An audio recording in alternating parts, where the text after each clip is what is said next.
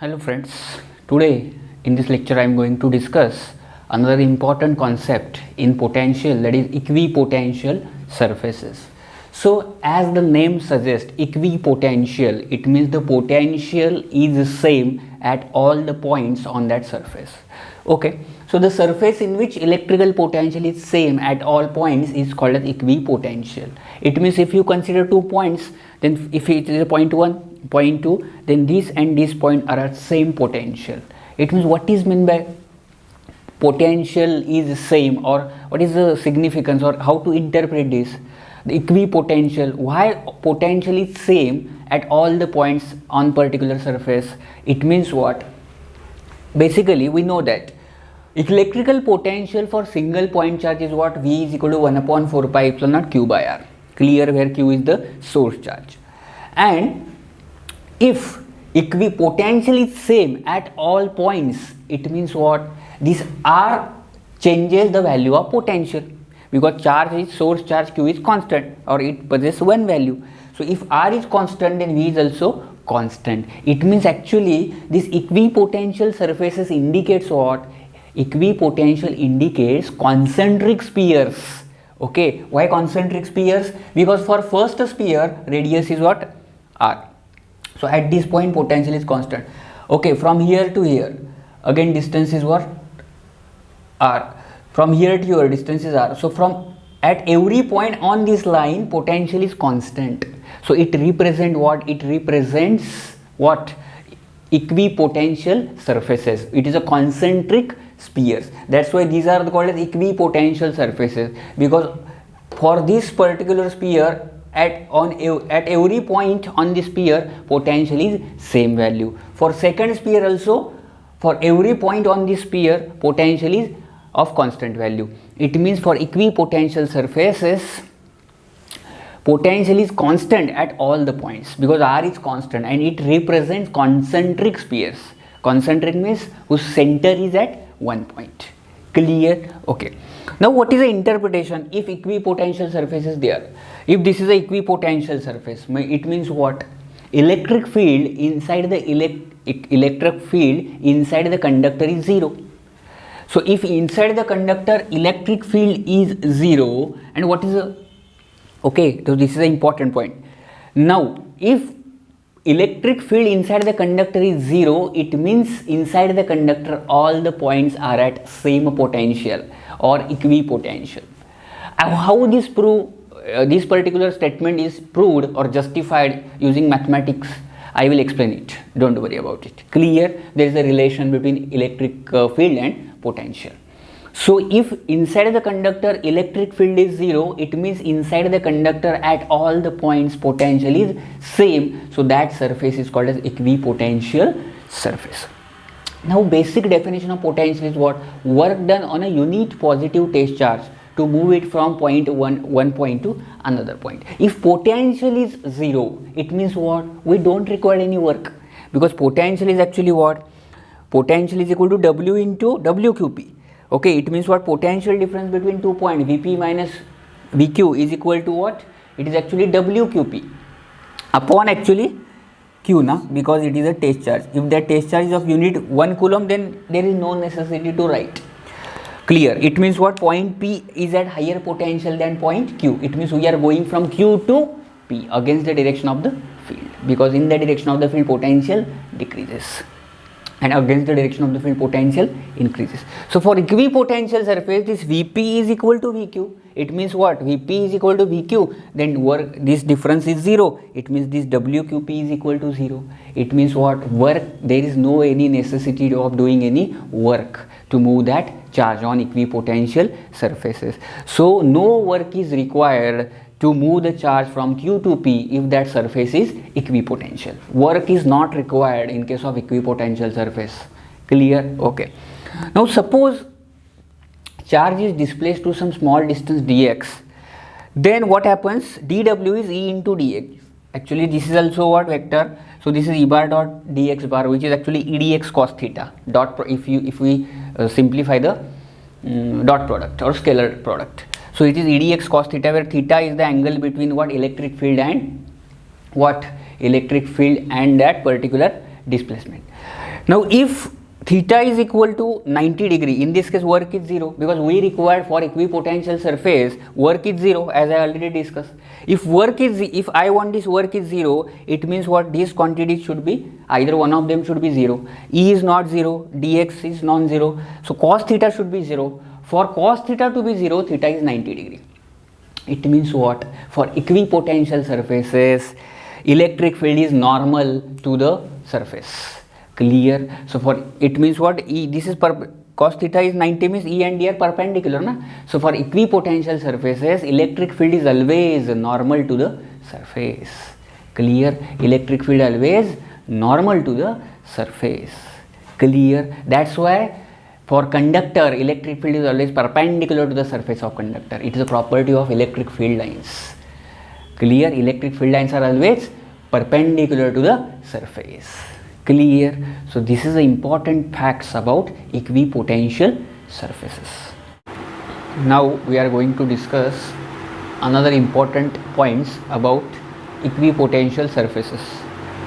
So as I already discussed with you, electrostatic field is perpendicular to the or normal to the surface if that surface is equipotential, because this E bar dot dx bar is equal to E dx cos theta, where E is the electric field intensity and theta is the angle between that electric field and surface area. So if electric field is normal to the surface, then theta is 90. In that case, that E bar dot dx bar is equal to 0. Clear? So this is a important point. Now consider this is a surface in which this electric field is directed from left to right, or it is radial outward, and this dx bar is perpendicular to that electric field. So it proves that this particular surface is the equipotential surface. Now consider this second diagram in which three equipotential surfaces are given in the form of plane sheets. Then if you observe, these lines are called as electric field lines. So these electric field lines does not pass through conductor, they terminates on conductor. That's why electric field lines are never shown here. They does not pass through the conducting plates, but they passes through the insulator. Clear? And consider this is a positive charge and this is a negative charge. Then what happens? The electric field lines terminates on this particular surface, because this surface is equipotential surface. So for equipotential surface electric field lines terminates, because there is a what, potential is constant at all points. It means electric field is 0, because the relation between electric field and potential is E is equal to minus dV upon dx. So if potential is constant, it means dV upon dx is equal to 0. So electric field is 0 for equipotential surfaces. Okay, so for good conductor, if we consider inside the good conductor electric field is 0, that's why inner surface of conductor is equipotential surface. Now this is a positive charge and this is a negative charge. So electric field line starts from positive charge and terminates towards negative charge. So this is one of the property, and for this negative charge electric field lines approaches towards that negative charge. Clear? So this is a explanation for the field lines with respect to equipotential surface. Now if you consider these are the two metal plates, and between these two metal plates there are some metallic sheets are introduced, so it acts as a equipotential surface. So on every point of this metal sheet potential is same, that's why this entire voltage is constant throughout. Clear? So important fact is what, for equipotential surface electric field and area are normal to each other. Clear? Okay. Now we are going to discuss another important derivation, that is potential energy of 2 point charges in absence of electric field. Clear? Now in this diagram if you observe, the charge q1 is initially present only and q2 is not present, and in absence of electric field, so whenever we move the charge q1 in the system, that time there is no any field to oppose that particular charge, so that initial work done W1 is equal to 0. Clear? So electrostatic potential energy actually we have to derive. What is meant by this electrostatic potential energy? This is total amount of work required by external agent to assemble all the charges in the system when we bring them from infinity to respective particular point. Clear? It means this is a system in which we have to bring the charges from infinity, and it means reference point is at infinity, so that all the charges can assemble in the system. So to do this we have to perform some work, and that work is stored in the form of potential energy. So that expression we have to derive here. Consider two charges Q1 and Q2 which are located at point A and B, and the distance of each charge from the origin is R1 and R2. Now if we want to bring charge Q1 in the system, then there is no necessity of work because field is absent. That's why W1 is equal to 0. Now potential due to charge Q1, which is at a distance R1 from the origin. Now charge Q1 is at, charge is entered into that particular charge has entered into the system. So now that charge will create its own potential. So that potential is given by V1 is equal to 1 upon 4 pi epsilon naught Q1 by R1, because this is a point charge and that charge is located at a distance R1 from origin. Now when we want to bring second charge into the system, that time that particular charge has to face the opposition of the first charge. So that time the work done is equal to V1 into Q2. Why this is V1 into Q2? Because V1 is Q1 upon 4 pi epsilon naught R1, and second, due to that second charge, the distance between these two charges, that is R12 bar, that is R2 bar minus R1 bar. So that's why the work done is equal to V1 into Q2, but V1 is Q1 upon 4 pi epsilon naught R1 and into Q2. But now I have to replace that R1 with R12 bar, because position vector directed from charge 1 to charge 2.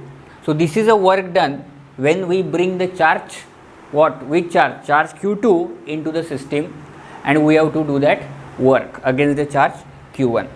So this work done is stored in the system in the form of potential energy.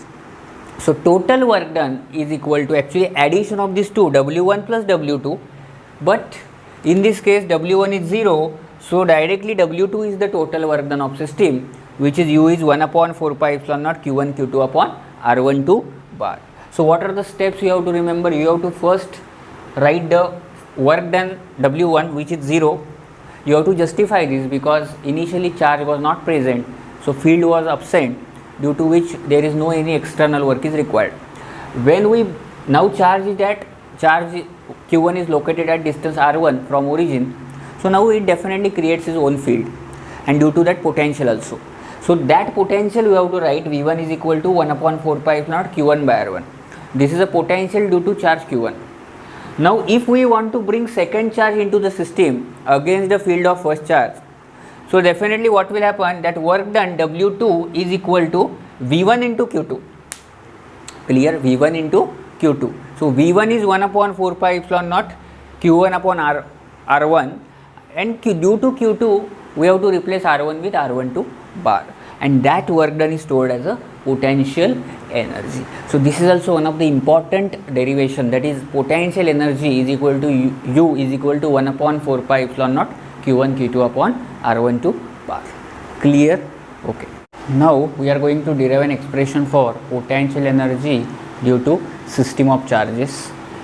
As I already discussed with you, the potential energy for two charges. If third charge is now enters into the system, already Q1 and Q2 are placed. Now at third position, which is at position C, so if third charge is enters into the system, then definitely it has to do, for this action we have to do the work against the field produced by Q1 and Q2. Clear? Already, because Q1 and Q2 are already present, so they produces their own fields. That's why Q3 has to work against Q1 and Q2. So that work done W3 is nothing but what? Potential at C. into that charge, because we have to calculate the work done to bring third charge into the system from infinity. So if the third charge is now enter into the system and it occupies the position at C, but now we have to determine potential at C, then we can multiply that potential with that charge Q3 to get work done. So that potential is what? That potential is nothing but 1 upon 4 pi epsilon naught Q1 upon R13, because due to 1, so distance between this is R13. If I join this is R13, position R3 minus R1 bar, and plus second charge is Q2. So this is what? Q2 upon R23. So this distance is what? R23. So W3 is 1 upon 4 pi epsilon naught into bracket Q1 upon R13 bar plus Q2 upon R23 bar. This is actually total potential at C due to Q1 and Q2 into this Q3. Clear? Because basic work done formula is what? V into Q. So now this V is the V due to two charges, because already I discussed with you potential due to system of charges. Then at any particular point, potential can be calculated by addition of all the potential due to each individual charges. So if you multiply this Q3 inside, we are getting W3 is equal to 1 upon 4 pi epsilon naught Q1 Q3 upon R13 plus Q2 Q3 upon R23, because this is between 2 and 3 and this is R13. Clear? Okay. So suppose fourth charge I have tried to place inside the system. What happens? This charge will occupy the position at this particular point. Now suppose this is a Q4. Okay. So, and in that case distance is R4 bar. So definitely W4 is now net potential at Q4 is what? It is actually due to Q1, due to Q2 and due to Q3, because already these three charges have been entered into the system. So W4 is 1 upon 4 pi epsilon naught Q1 Q4 by R1 4 bar plus Q2 Q4 by R2 4 bar plus Q3 Q4 by R3 4 bar. So in this way, for n point charges, total potential energy is U is equal to 1 upon 4 pi epsilon naught summation Qj Qk, it means number of charges, upon Rjk. So if suppose first Q1, it is between first and 2, so Q1 Q2 upon R12. Suppose it is between first and 3, it is Q1 Q3 upon R13. So in this way, this is a generalized expression for potential energy due to n point charges when they enters into the system in which electric field is absent. Clear? Okay.